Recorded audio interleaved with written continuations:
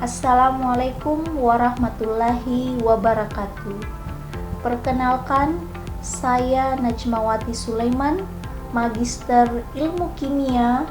Saat ini tercatat sebagai dosen di Politeknik Negeri Media Kreatif PSDKU Makassar pada program studi D3 Teknik Grafika. Spesialisasi saya dalam mengajar ialah pada mata kuliah Kimia Terapan.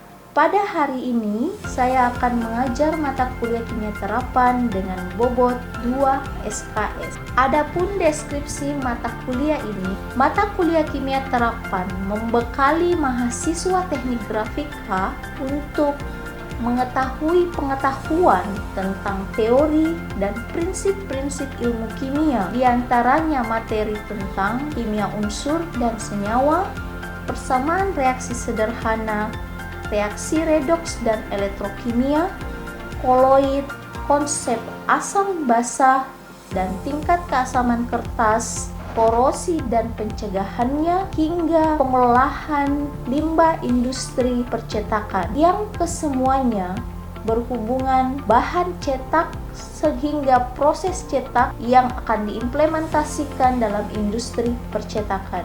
Adapun capaian pembelajaran mata kuliah ini ialah mahasiswa diharapkan mampu menguasai konsep teori ilmu kimia dari materi tersebut yang kemudian akan diimplementasikan pada industri percetakan. Materi pembelajaran dalam mata kuliah ini ada 14 dan disampaikan pada 14 pertemuan.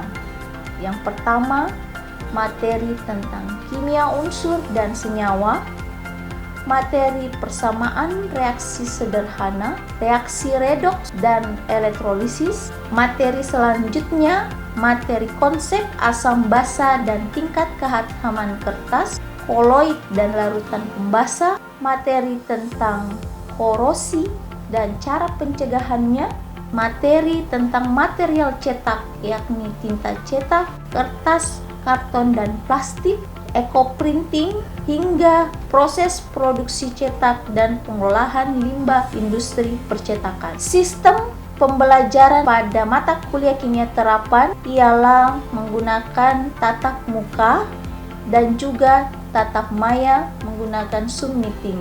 Dalam proses pembelajaran ada 3 tahapan yang dilakukan. Yang pertama adalah tahap perencanaan hingga ke tahap evaluasi atau penilaian. Pada tahap perencanaan, saya memberikan kuis kepada mahasiswa di akhir pertemuan untuk membekali mahasiswa terkait pokok bahasan yang akan dibahas pada pertemuan berikutnya, sehingga siswa dapat memasuki kelas di pertemuan berikutnya dengan mengetahui pengetahuan dasar.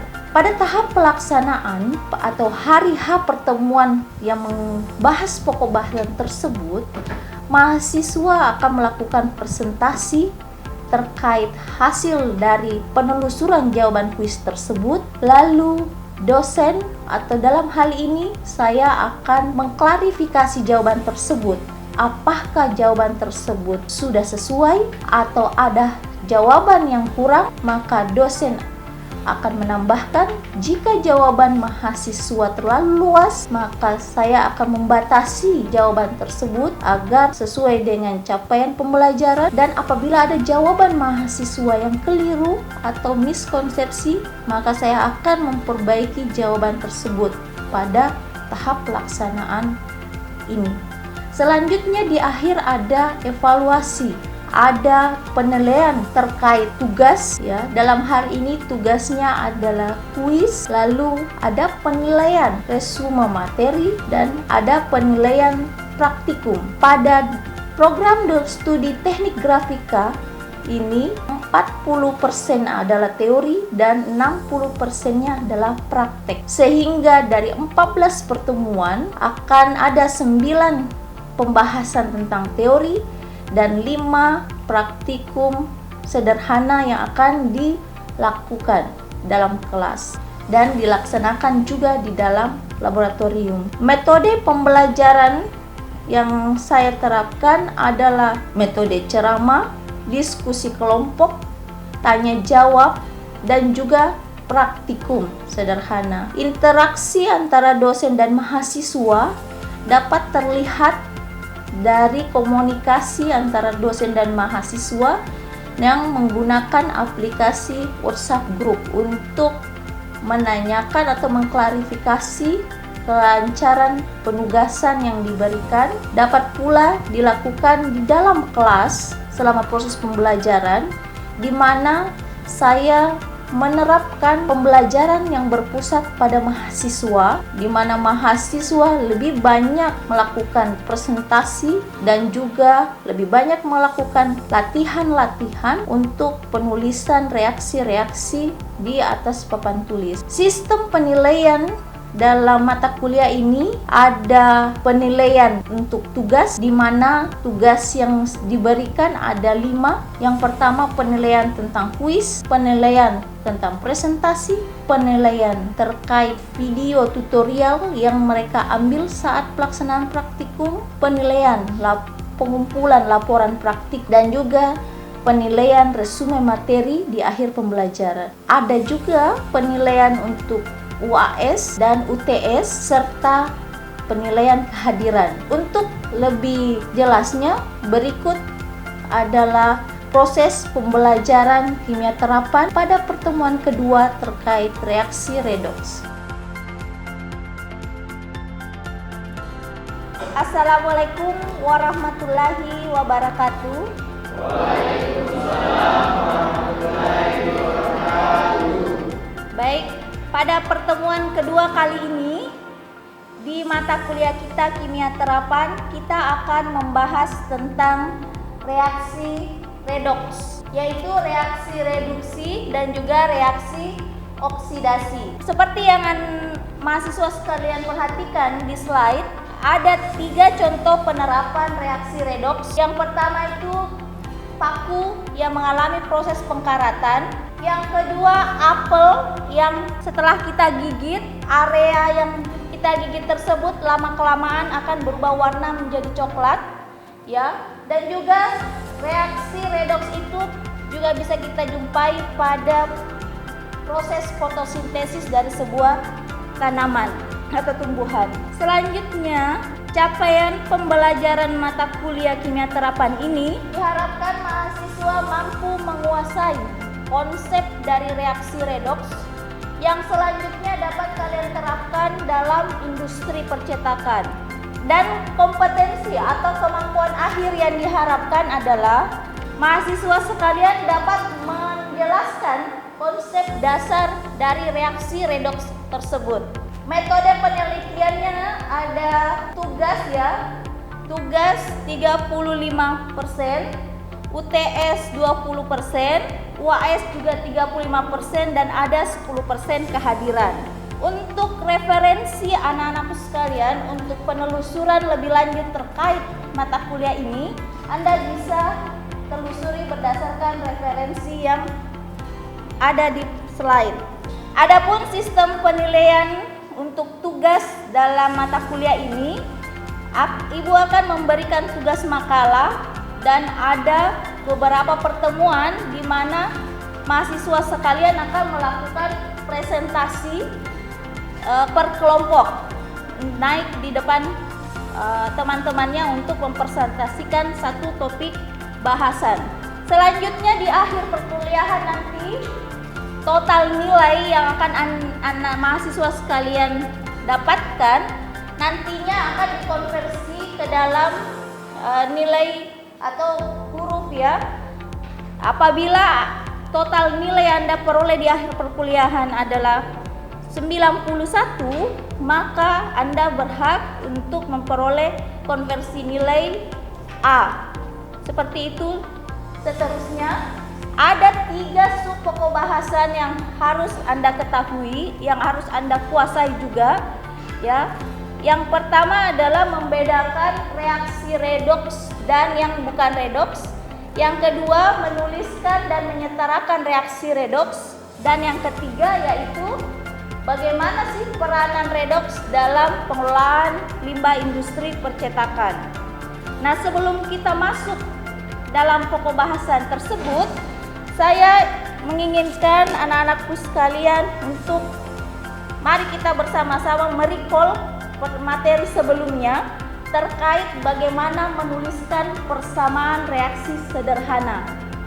Ya, silahkan siapa yang masih mengingat kira-kira salah satu contoh reaksi sederhana yang telah kita pelajari minggu lalu. Ya, silahkan Deka. Di mana karbon bereaksi dengan oksigen menghasilkan karbon dioksida. Dari yang dituliskan oleh Deka, apakah sudah benar? Ya. Oke, betul sekali ya. Sudah sesuai dan juga sudah setara. Siapa yang bisa menuliskan contoh lain selain yang dituliskan oleh Deka? Oke, silahkan Nova.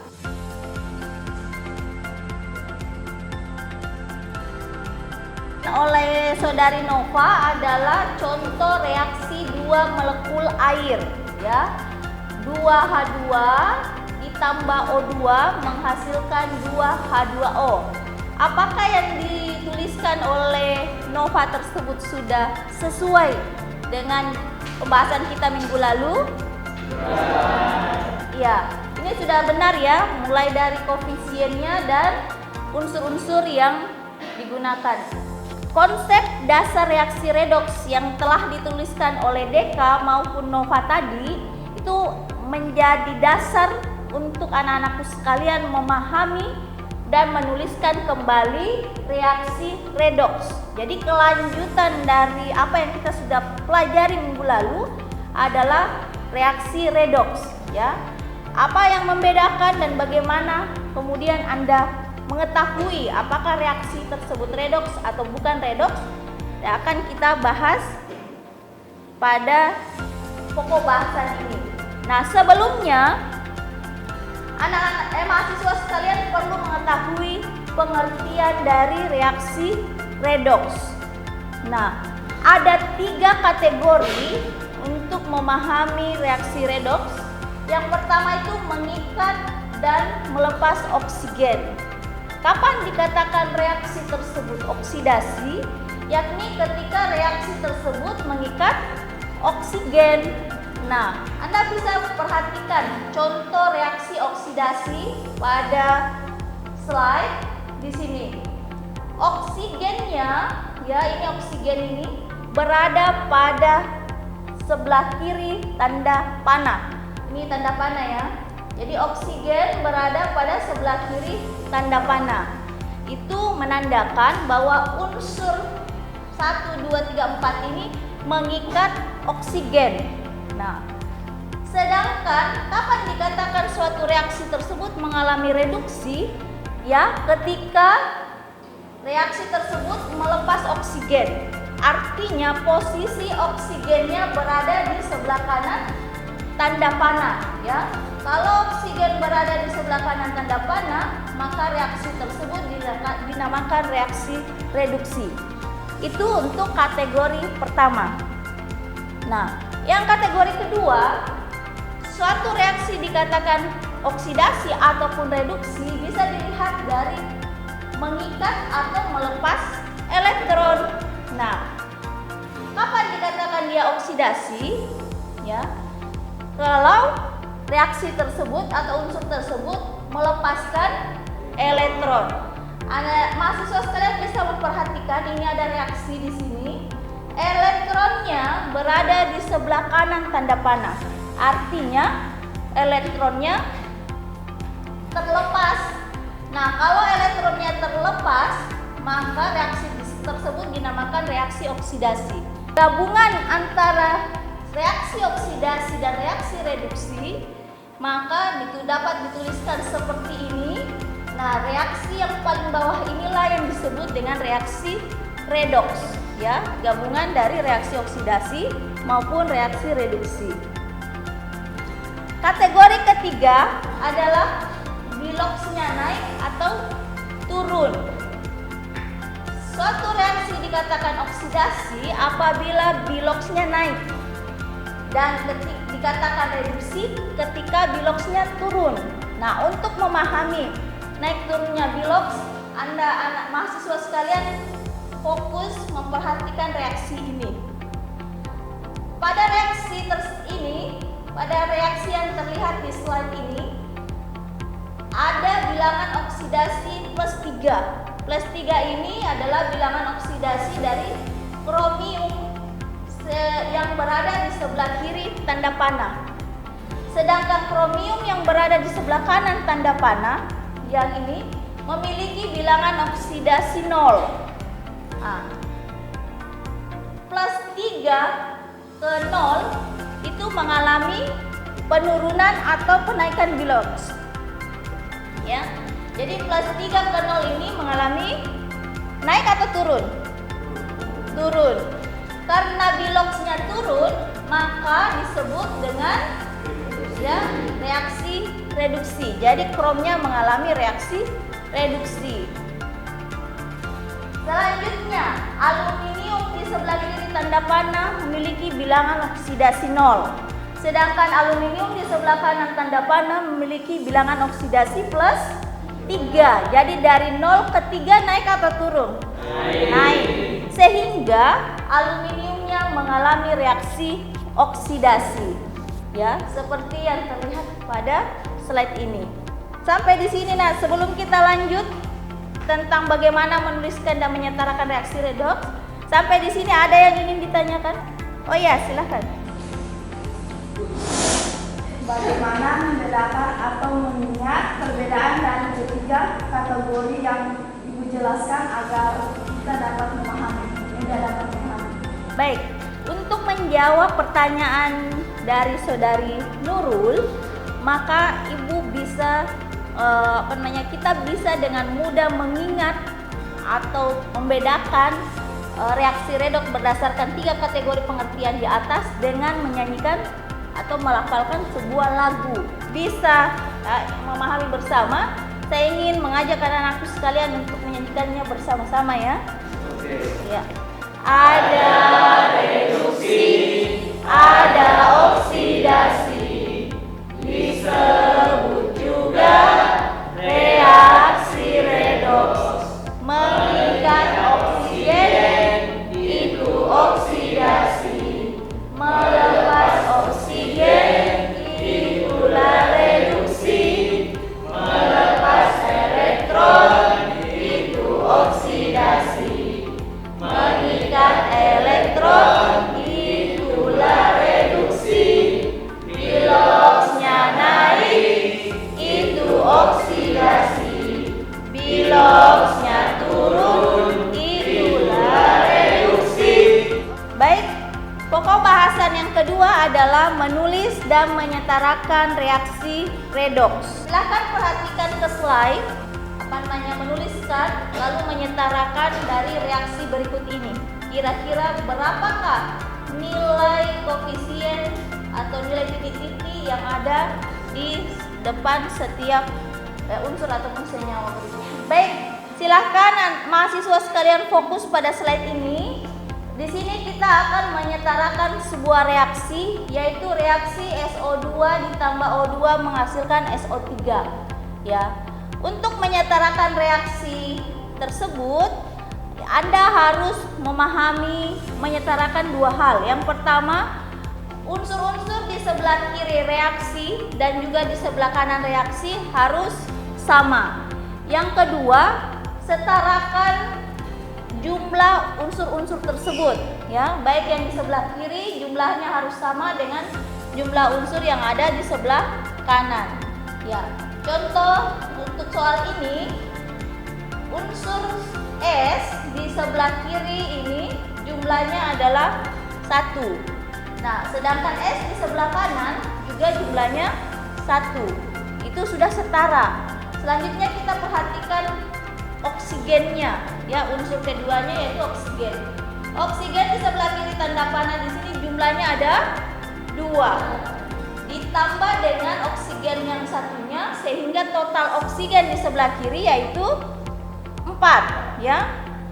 Nah, sedangkan oksigen di sebelah kanan tanda panah ada 3.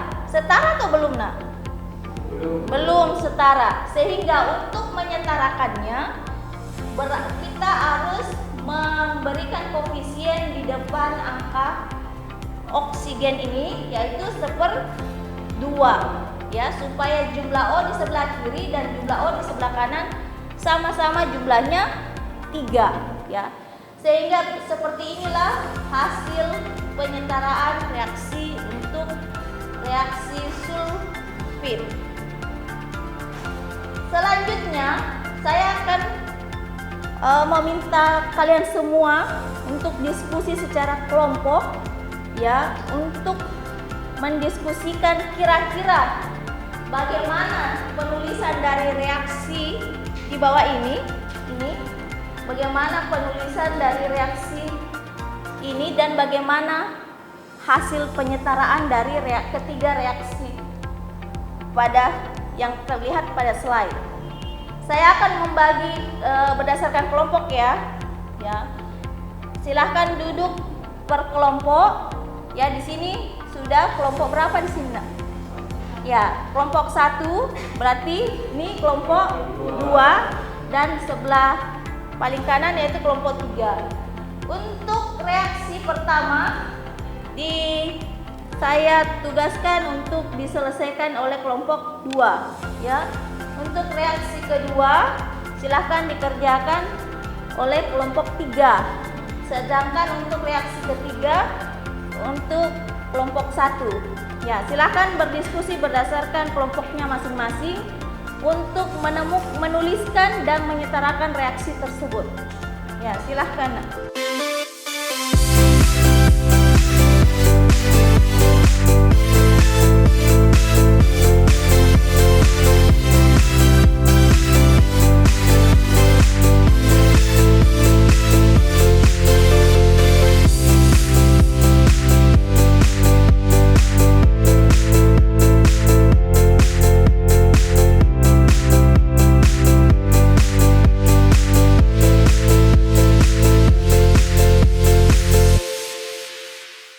Baik, setelah setiap kelompok sudah sudah punya jawaban masing-masing, saya persilahkan kelompok yang paling kanan dulu untuk menuliskan jawabannya di papan tulis.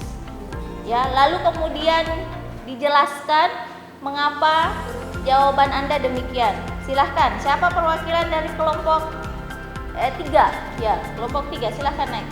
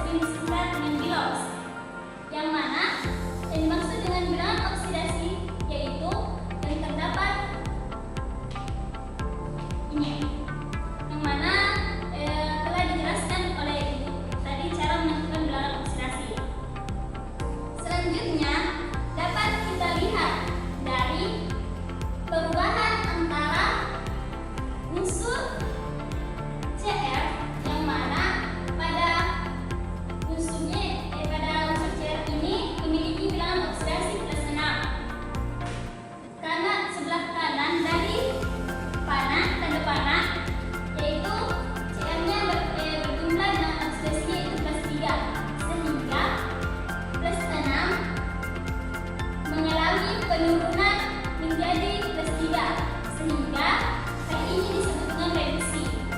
Selanjutnya kelompok 2, silahkan.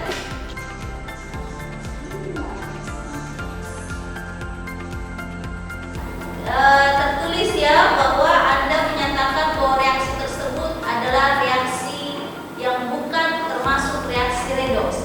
Bisa dikemukakan mengapa kelompok Anda hasil diskusi jawaban kelompok Anda menyatakan demikian? Silakan. Baik, di sini saya sedikit akan menjelaskan reaksi ketiga bukan reaksi redoks karena tidak ada unsur yang mengalami perubahan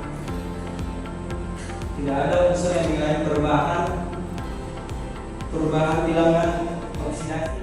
Baik, kita masuk di kesimpulan. Adakah salah satu dari mahasiswa sekalian yang bisa menyimpulkan secara keseluruhan dari pokok bahasan yang sudah kita bahas pada kesempatan hari ini? Melepas oksigen mengikat elektron dan bilangan biloxnya turun. Sedangkan reaksi oksidasi adalah mengikat oksigen, melepas elektron dan bilangan biloxnya naik. Saya Bu, Ya, silahkan Novi. yaitu yang dapat saya simpulkan, konsep reaksi redoks dapat dilihat pada proses pengolahan limbah cair dalam industri percetakan. Oke, baik, itulah tadi dua kesimpulan yang diutarakan oleh Aslam dan juga Novi. Pada dasarnya sama ya, yang Ibu mau sampaikan juga demikian, di mana yang bisa kita simpulkan pada pokok bahasan reaksi redoks hari ini adalah bagaimana membedakan reaksi reduksi, reaksi oksidasi, dan bagaimana menerapkan kedua reaksi tersebut atau dikatakannya reaksi redoks dalam pengolahan limbah cair industri percetakan. Baik. Selanjutnya di pertemuan minggu depan atau pertemuan ketiga, kita akan mempelajari dua lagi ya.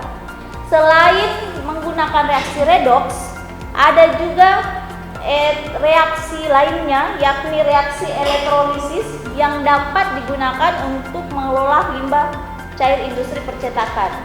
Yang kedua ada juga yang disebut dengan elektrokoagulasi, ya, di mana pengolahan limbah cair elektrokoagulasi ini sudah diteliti oleh Idral Amri dan kawan-kawannya ya.